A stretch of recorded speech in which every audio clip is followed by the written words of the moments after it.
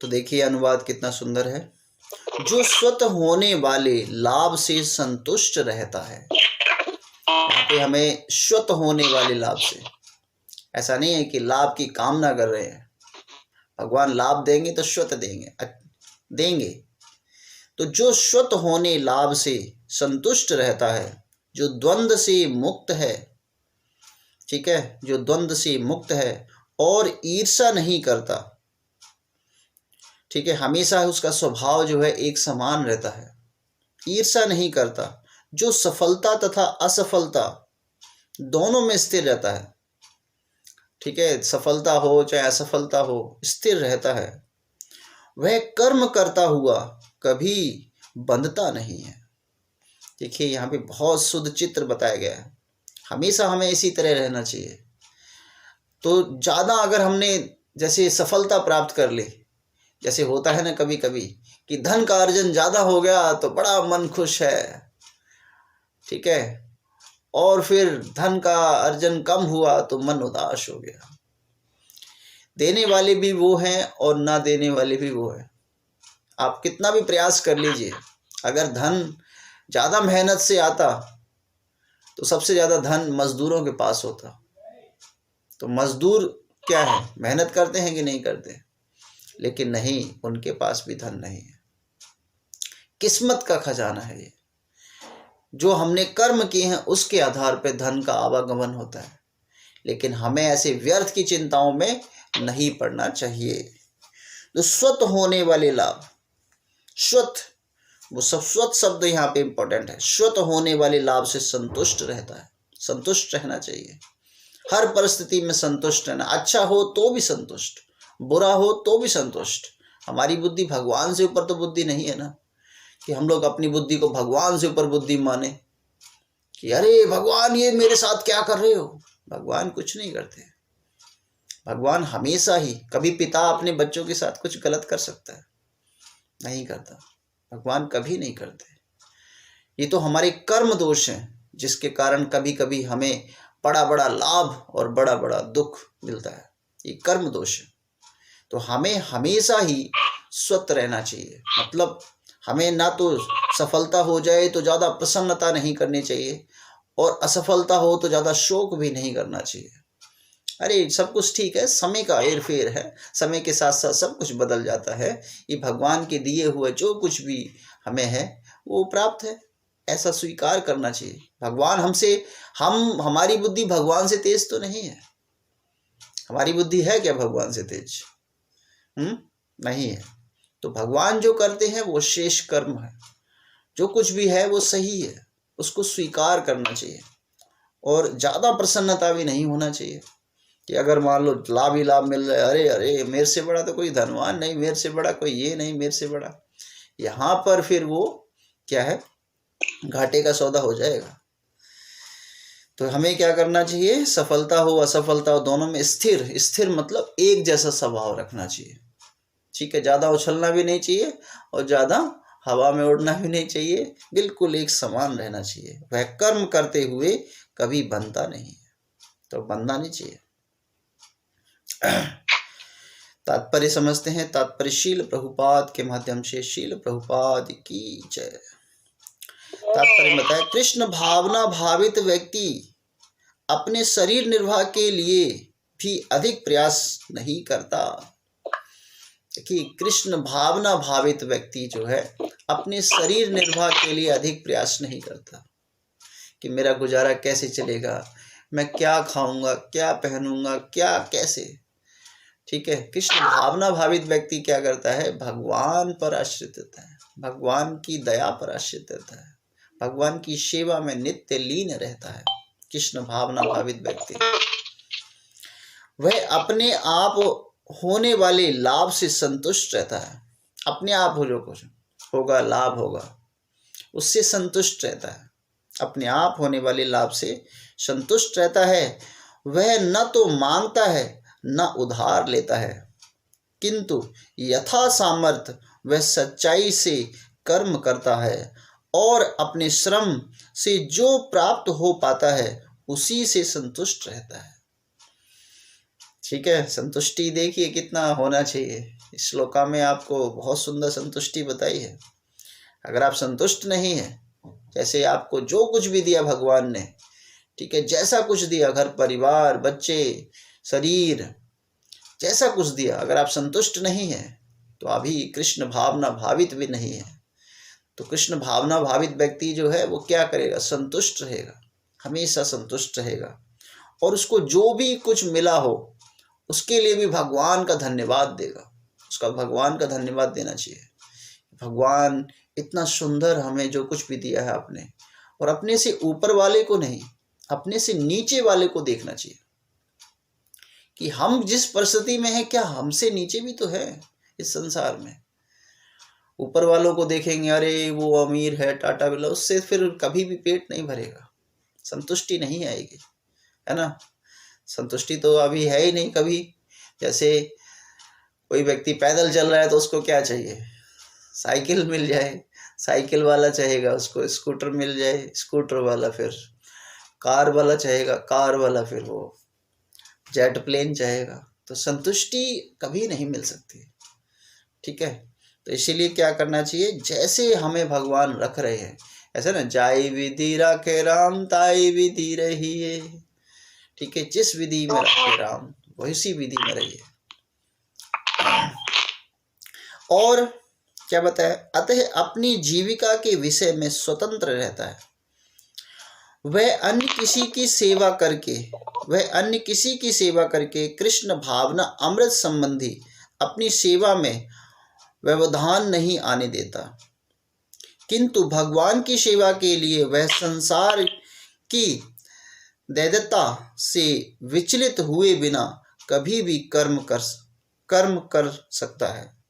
संसार की वह दैवता गर्मी, सर्दी अथवा सुख दुख के रूप में अनुभव की जाती है। कृष्ण भावना भावित व्यक्ति दैवता से परे रहता है, क्योंकि कृष्ण को प्रसन्न करने के लिए वह कोई भी कर्म करने से झिझकता नहीं है। देखिए, चाहे सुख हो, चाहे दुख हो, चाहे गर्मी हो, चाहे सर्दी हो, चाहे कुछ भी परिस्थिति हो, हमेशा भगवान कृष्ण में लीन रहता है, हमेशा भगवान की भाव में लीन रहता है, ठीक है। कभी कभी होता है ना, कभी कभी होता है स्पेशली कि जैसे हमें बुखार आ गया, तबीयत खराब हो गई, तो अरे हम नहीं ले पा रहे हैं, ठीक है, भगवान का नाम नहीं ले पा रहे हैं। कभी हमारे साथ कुछ ऊंच नीच हो जाए तो हम फिर भगवान का नाम नहीं ले पा रहे हैं, ठीक है। जैसे हम लोग कहते हैं कि भगवान के, कुछ लोग कहते हैं कि भगवान के इशारे से ये मतलब संसार का एक पत्ता नहीं हिल सकता, है ना।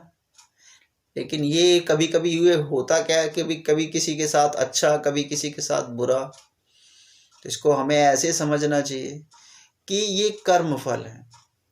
जैसे कोई पापी इंसान है, ठीक है, वो क्या है, उसको धन मिल रहा है, उसको वो चला, रास्ते में ठोकर लगी तो ठोकर लगी, उसके नीचे खजाना मिल गया उसको।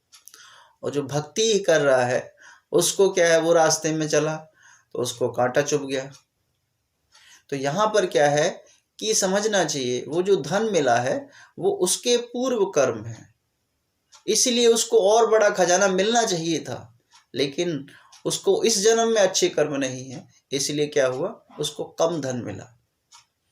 नहीं तो वो राजा महाराजा होना चाहिए था, इसलिए उसके इस जन्म में अच्छे कर्म ना होने के कारण। और जो भक्त है ना, जो भक्त है, भक्ति कर रहा है, वो पिछले जन्म में उसके पाप कर्म थे, ठीक है, तो उसको वहाँ पे भाला लगने वाला था, लेकिन भगवान की भक्ति में लीन रह रहा था, इसीलिए उसको कांटा ही लगा। तो ये मतलब हमारे साथ क्या है, कभी ऊपर कभी नीचे, उतार चढ़ाव जो है वो होता रहता है, उसमें हमें घबराना नहीं चाहिए। तो ये क्या है हमारे साथ, ये हमारे कर्म फल हैं जिससे हम लोग बने, और इनको स्वीकार करना चाहिए।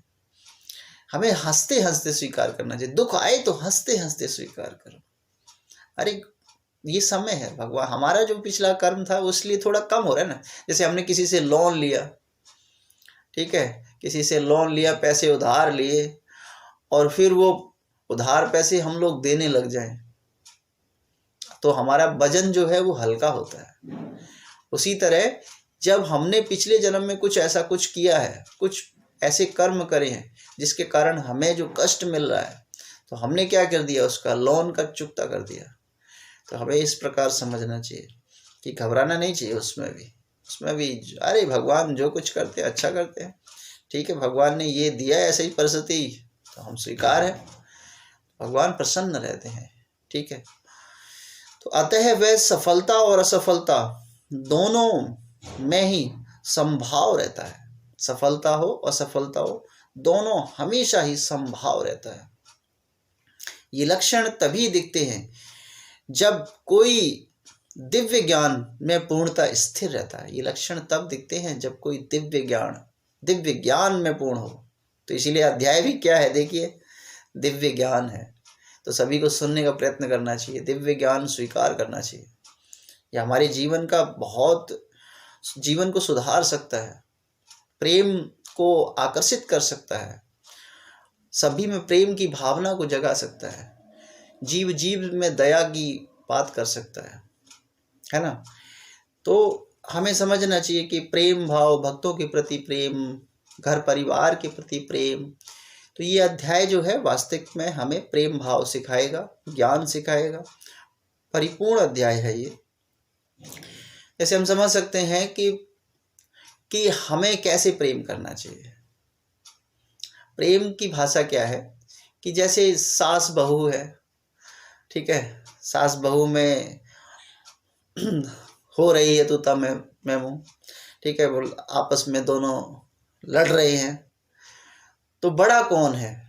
सास कुछ कह रही है और बहू भी कुछ कह रही है, तो बड़ा कौन है? सास भी गाली दे रही है, बहू भी गाली दे रही है, तो कौन बड़ा है बताइए दोनों में?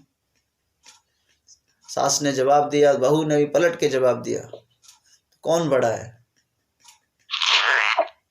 जो चुप हो जाए वही बड़ा है। बिल्कुल सही बात है।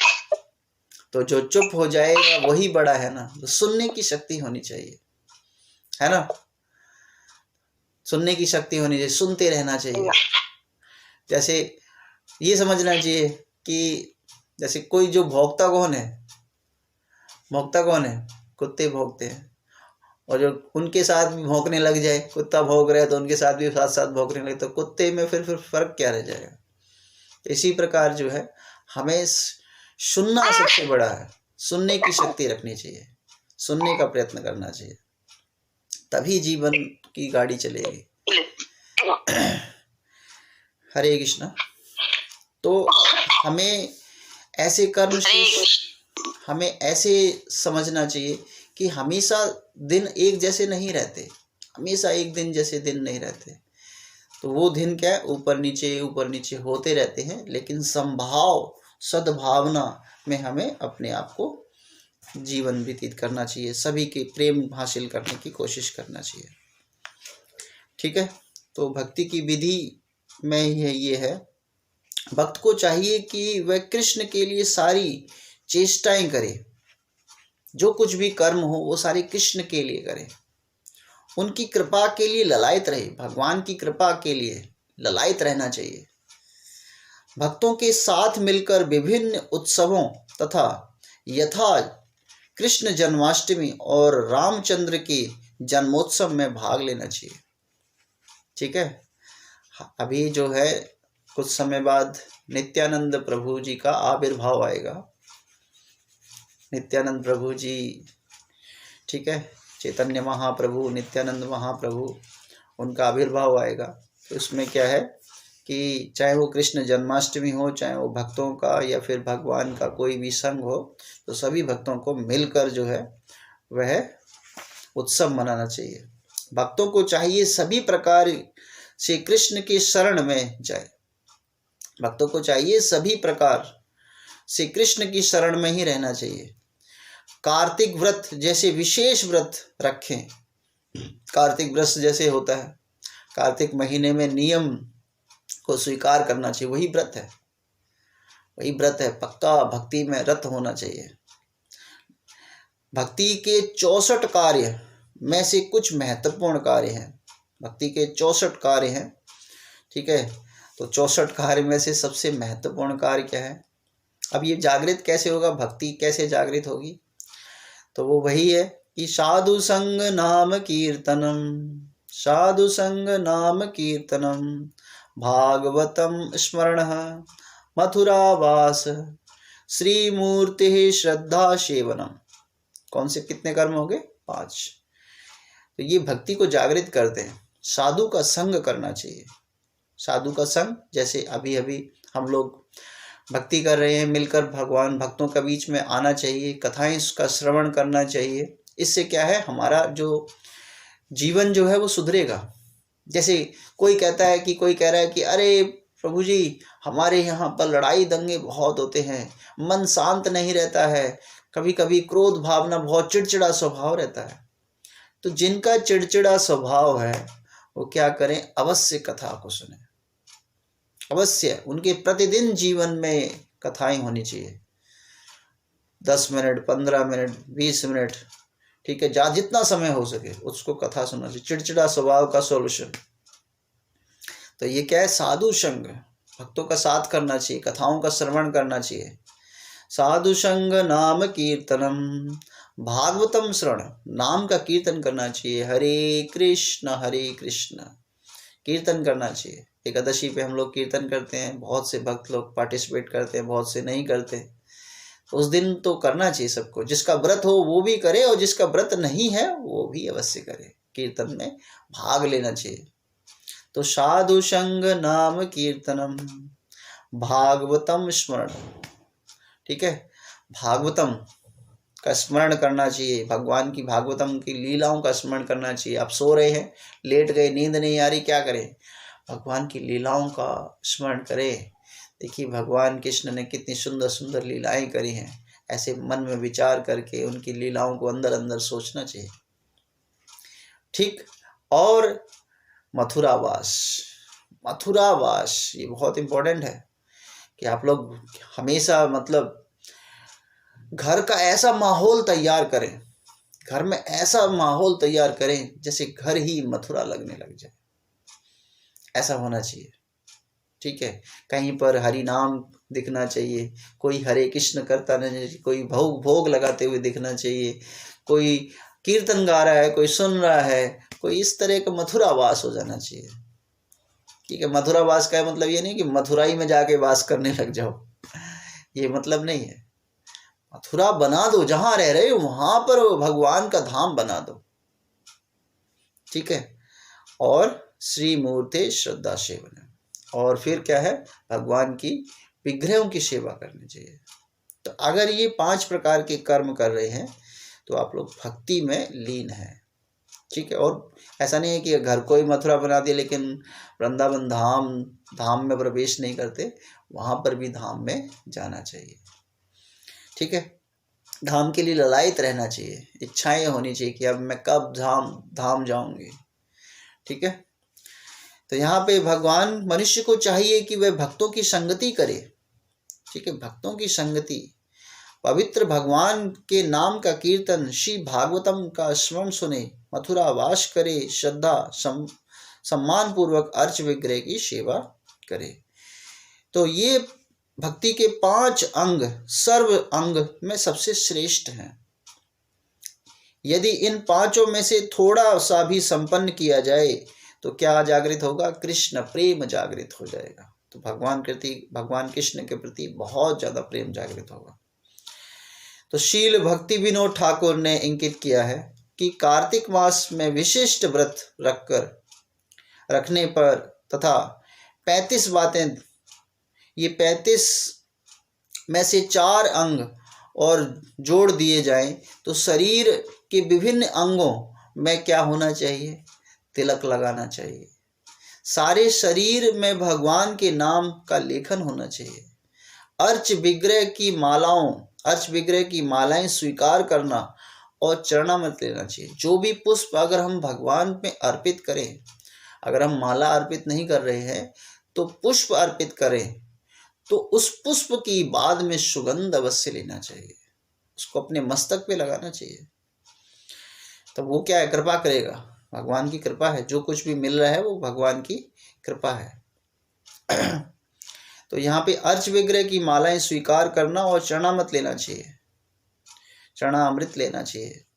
कविराज गोस्वामी इन 4 अंगों को पहले ही अर्चन तथा अर्च विग्रह की पूजा में निहित मानते हैं। यद्यपि ये अंग यहाँ उल्लेखित नहीं है, किंतु इन्हें पिछले 35वें अंगों में जोड़ दिया जाता है। इस तरह कुल यहाँ पर भगवान की, इस तरह भगवान की सेवाओं में लीन रहना चाहिए। श्रीमद् भागवतम का नियमित पाठ होना चाहिए, श्रीमद् भगवद गीता हो या भागवतम का हो, इसका, इन दोनों ग्रंथों का नियमित पाठ होना चाहिए, सुनना चाहिए। भगवान कृष्ण के जन्म स्थान मथुरा में निवास और उनसे सम्मान पूर्वक अर्च विग्रह की पूजा, वहाँ पर मथुरा में जाएं तो ये नहीं कि पिकनिक स्पॉट्स के लिए जा रहे हैं, घूमने जा रहे हैं, ऐसा नहीं। बहुत से भक्त लोग क्या है, बस घुमाए, बस क्या, वहाँ पर नाम का उच्चारण करना चाहिए, जितना नाम ले सके, जितना नाम ले सकेंगे धाम में वह बहुत पुण्य है। तो इस तरह ये भक्ति की कुछ विधियां हैं जिनको हमें स्वीकार करना चाहिए। ठीक है, तो इस प्रकार ये तात्पर्य जो था तो श्रील प्रभुपाद के माध्यम से पूर्ण हुआ। हमें संतुष्टि रखनी है। आज हमें समझ में आना चाहिए कि संतुष्टि ही परम धर्म हो। हमें संतुष्टि रखनी चाहिए, चाहे जिस भाव में हो, चाहे सुख हो, चाहे दुख हो, चाहे अच्छा हो, चाहे बुरा हो, हमेशा हमें संतुष्ट रहना है और जो कुछ भी है उसे स्वीकार करना है, उससे मुंह नहीं मोड़ना। ठीक है, समय सबके साथ धीरे धीरे बदलाव करता है और समय के साथ साथ सब कुछ चेंज हो जाता है और सब कुछ अच्छा हो जाता है। ठीक है, घबराना नहीं होता उसमें। तो संतुष्टि ही रखनी है और हमेशा ज़्यादा ऊपर नहीं उठना। अगर ज़्यादा कुछ लाभ मिल जाए तो एकदम प्रसन्न, इतना ज़्यादा भी नहीं होना और फिर घबराना भी नहीं है। तो ये हमेशा एक समान रहना है। ठीक है, तो वो जो एक समान रहता है ना, तो वो ज़्यादा अच्छा है। तो इस तरह ही रहना चाहिए। श्लोक का तात्पर्य यही है और श्रील प्रभुपाद के माध्यम से ये श्लोक का तात्पर्य पूर्ण हुआ। श्रील प्रभुपाद की जय। हरे कृष्णा। जय